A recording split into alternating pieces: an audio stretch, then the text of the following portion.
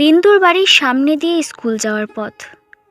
লাল ছাতার আড়ালে অমূল্য এই পথ দিয়ে স্কুলে যেত, কিন্তু দিন দুয়েক ধরে ওই লাল ছাতার বিন্দু দেখতে পাচ্ছে না।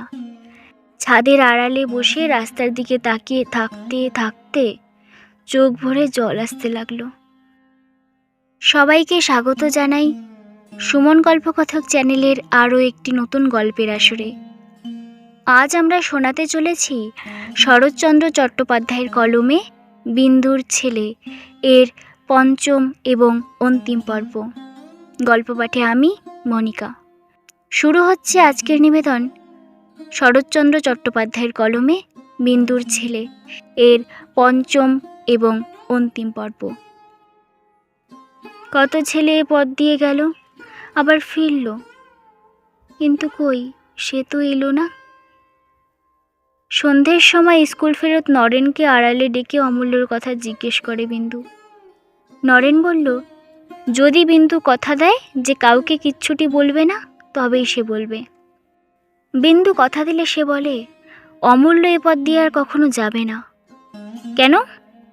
থার্ড মাস্টার অমূল্যর আচ্ছা করে কান মলে দিয়েছিল। কেন দিল? গায়ে হাত তুলতে আমি বারণ করে দিয়েছি না? হেবো টিফিনের সময় আমার খাবার নিয়ে যায় তো। অমূল্য ছুটে গিয়ে বলে, কি খাবার দেখি নরেনদা। মা শুনে বলে অমূল্য নজর দেয়। মা তাই থার্ড মাস্টারকে নালিশ করেছিল, অমূল্যর কেউ খাবার নিয়ে যায় না। কোথায় পাবে মামি, তারা গরিব মানুষ। সে পকেটে করে দুটো ছোলা ভাজা নিয়ে যায়, টিফিনের সময় লুকিয়ে বসে খায়।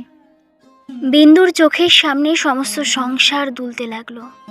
সে সেইখানে বসে পড়ে বলল, নরেন তুই যা। সে রাত্রে অনেক ডাকাডাকি করেও বিন্দুকে কিছু খাওয়ানো গেল না।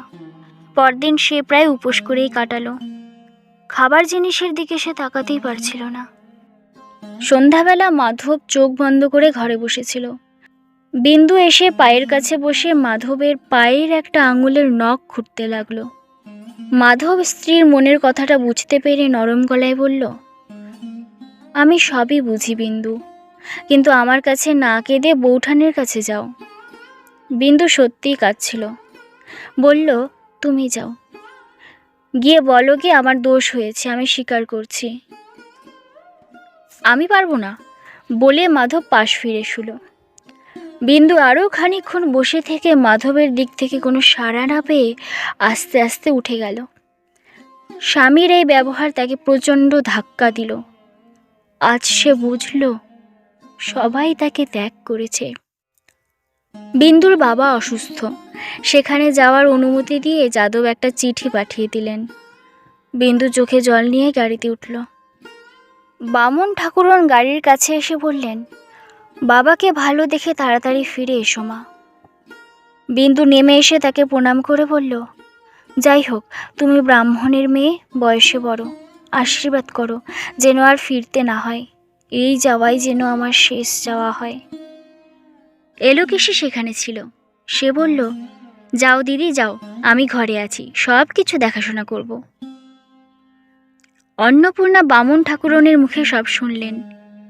এর আগে বিন্দু অমূল্যকে ছেড়ে কোনোদিন বাপের বাড়ি যায়নি।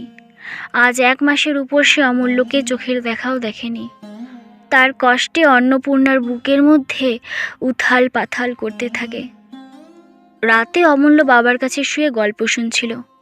নিচে প্রদীপের আলোয় কাঁথা সেলাই করতে করতে অন্নপূর্ণা বলে ওঠেন, 60 যাওয়ার সময় বলে গেল কিনা এই যাওয়াই যেন শেষ যাওয়া হয়। মা দুর্গা করুন, বাছা আমার ভালোই ভালোই ফিরে আসুক। কথাটা শুনতে পেয়ে যাদব উঠে বসে বললেন, প্রথম থেকেই কাজটা ভালো করনি বড় বউ। আমার মাকে তোমরা কেউ চিনলে না। আমার মায়ের কথা শুধু আমি বুঝি। বড় বউ, এটুকু যদি না মাপ করতে পারবে তবে বড় হয়েছিলে কেন? তুমিও যেমন, মাধুও তেমনি। তোমরা ধরে বেঁধে বুঝি আমার মায়ের প্রাণটাই নিয়ে নেবে। অন্নপূর্ণার চোখ দিয়ে টপ টপ করে জল পড়তে লাগলো।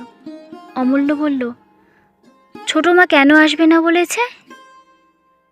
অন্নপূর্ণা চোখের জল মুছে বললেন, যাবেই ছোট মার কাছে?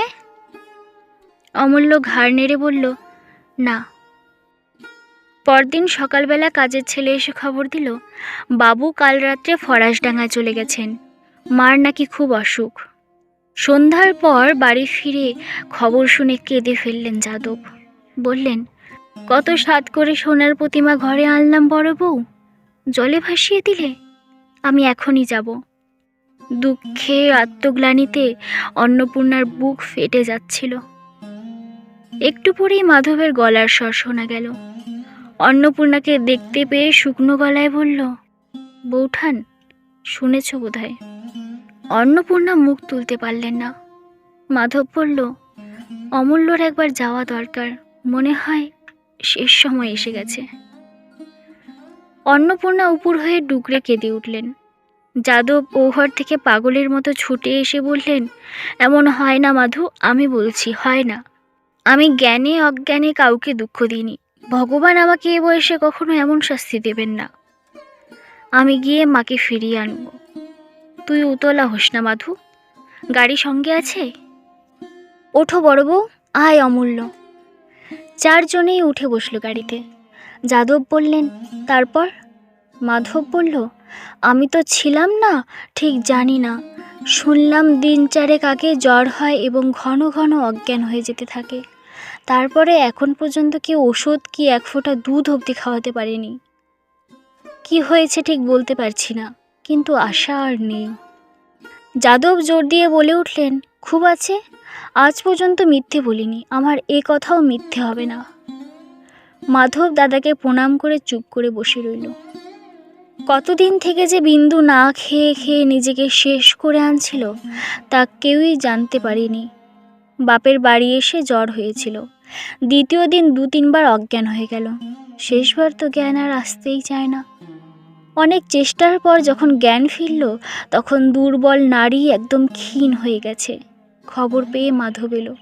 বিন্দু স্বামীর পায়ের ধুলো মাথায় নিল, কিন্তু দাঁতে দাঁত চিপে রইল। শত অনুরোধেও এক ফোঁটা দুধ পর্যন্ত মুখে দিল না। মাধব হতাশ হয়ে বলল, আত্মহত্যা করছো কেন? বিন্দুর আধ বোঝা চোখের কোণ থেকে জল গড়িয়ে পড়ল। কিছুক্ষণ পর আস্তে আস্তে বলল, আমার সমস্ত অমূল্যর, শুধু 1000-2 টাকা নরেনকে দিও আর তাকে পড়িও, সে আমার অমূল্যকে ভালোবাসে। বিন্দু ইশারায় মাধবকে কাছে রেখে চুপি চুপি বলল, অমূল্য ছাড়া আর কেউ যেন আমাকে আগুন না দেয়। মাধব দাঁত দিয়ে জোর করে নিজের ঠোঁট চেপে কান্না থামালো। বিন্দুর মা আর একবার ওষুধ খাওয়াবার চেষ্টা করলেন, কিন্তু বিন্দু আগের মতোই দাঁত চেপে রইল। মাধব উঠে দাঁড়িয়ে বলল, এসব হবে না বিন্দু, আমাদের কথা শুনলে না, কিন্তু যার কথা ফেলতে পারবে না আমি তাকে আনতে চললাম। শুধু একটা কথা রেখো, যেন ফিরে এসে দেখতে পাই। সে রাত্রে বিন্দু শান্ত হয়ে ঘুমিয়েছিল। তখন সবে সূর্যের আলো ফুটেছে। মাধব ঘরে ঢুকে জানালা খুলে দিতেই বিন্দু চোখ খুলেই মাধবকে দেখল। হেসে জিজ্ঞেস করল, কখন এলে? এই আসছি, দাদা পাগলের মতো ভয়ানক কান্নাকাটি করছেন। তা জানি, তার একটু পায়ের ধুলো এনেছ? তিনি বাইরের ঘরে তামাক খাচ্ছেন, বৌঠান হাত পা ধুচ্ছেন। অমূল্য গাড়িতে ঘুমিয়ে পড়েছিল, ওপরে শুইয়ে দিয়েছি, তুলে আনবো? বিন্দু কিছুক্ষণ চুপ করে থেকে, না, ঘুমোক বলে আস্তে আস্তে পাশ ফিরে অন্যদিকে মুখ করে শুলো। অন্নপূর্ণা ঘরে ঢুকে বিন্দুর মাথার কাছে বসে মাথায় হাত দিতেই সে চমকে উঠল। অন্নপূর্ণা কয়েক মুহূর্ত নিজেকে সামলে নিয়ে বললেন, ওষুধ খাসনি কেন রে ছোট, মরবি বলে? বিন্দু জবাব দিল না। অন্নপূর্ণা তার কানের কাছে মুখ এনে চুপি চুপি বললেন, আমার বুক ফেটে যাচ্ছে, তা বুঝতে পারছিস? বিন্দু তেমনি চুপি চুপি উত্তর দিল, পাচ্ছি দিদি। তবে মুখ ফেরা, তোর বড়ঠাকুর তোকে নিয়ে যাওয়ার জন্য নিজে এসেছেন। তোর ছেলে কেঁদে কেঁদে ঘুমিয়ে পড়েছে, কথা শোন, মুখ ফেরা। বিন্দু তবুও মুখ ফেরালো না, মাথা নেড়ে বলল, না দিদি, আগে। অন্নপূর্ণা বললেন, বলছি রে ছোট, বলছি, তুই শুধু একবার বাড়ি ফিরে আয়। এই সময় যাদব দরজার কাছে এসে দাঁড়ালেন। তার সবচেয়ে স্নেহের ছোট বউয়ের দিকে তাকিয়ে কান্না চেপে বললেন, বাড়ি চলো মা, নিতে এসেছি। যখন ছোট্টটি ছিলে মা, তখন আমি এসে আমার সংসারের মা লক্ষ্মীকে নিয়ে গেছিলাম, আবার আসতে হবে ভাবিনি। তা মা শোনো, যখন এসেছি তখন হয় সঙ্গে নিয়ে যাব, না হয় ও মুখ আর হব না। জানো তো মা, আমি মিথ্যে কথা বলি না। যাদব চলে গেলেন। বিন্দু মুখ ফিরিয়ে বলল, দাও দিদি, কি খেতে দেবে, আর অমূল্যকে আমার কাছে শুইয়ে দিয়ে তোমরা সবাই বিশ্রাম করো গে। আর ভয় নেই, আমি মরব না। এখানেই শেষ হচ্ছে শরৎচন্দ্র চট্টোপাধ্যায়ের কলমে বিন্দুর ছেলে। ভিডিওটি ভালো লেগে থাকলে একটি লাইক, কমেন্ট, শেয়ার এবং চ্যানেলটিকে সাবস্ক্রাইব করে দেবেন। সবাই ভালো থাকবেন, সুস্থ থাকবেন। ধন্যবাদ।